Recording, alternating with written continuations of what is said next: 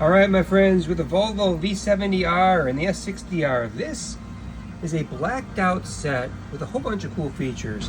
I want to point something out right away. You see all these little dings and nicks in the glass lens? Those are all tiny imperfections, and unfortunately it gets really obvious when you go with a black lens. It's super important that you take care of your lenses here. These can be polished a little bit to maybe get some of these nicks out, but it's it's unfortunate we didn't take the video without the lenses on to show the beauty of the headlights, because they came out mint.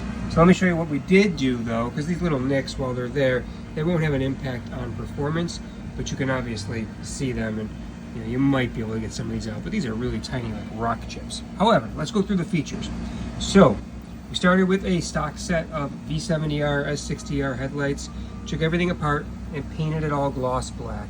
We kept the orange reflector in this case, and then we took out the D2R reflector bulb, put in our SR6 Bi-Xenon projector with a brand new D2S bulb this time, and the black shroud. The customer also wanted to upgrade to the LED pod here, so we took out that old daytime running light bulb and put in an LED pod that does two things. You can kind of see a little yellow ring embedded inside. That's going to be a white daytime running light, and it disappears when you back up. You have a white daytime running light that's going to still function as your DRL. Then you also get a second spot beam LED, so you're going to get that high beam kicked in. I tied the wiring for the pod to the wiring for the high beam, so when the shutter on the high beam kicks off, you're going to get both the high beam from the projector and a spot beam from the LED pod. Now, I kind of skipped over one of the most important parts. If you guys know the P2R chassis, you know that the high beam is pathetic and anemic on these.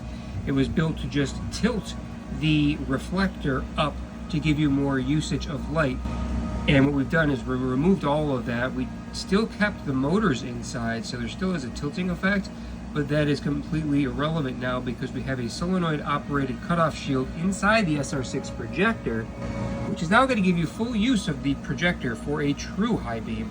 It is the biggest impact if you are looking for safety and performance and use your high beams a bunch. So not only does the performance of the low beam go from anemic and pathetic to world class, so does the high beam.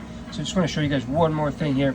Here's a black series headlight that we just have finished as well for a different customer, and to show you what a black light looks with a nice beautiful clean clear lens versus the pitted lens here, you can get an idea. So the customer can still choose to either swap these lenses out or try to get them reconditioned a little bit more on their own to bring back some of the luster.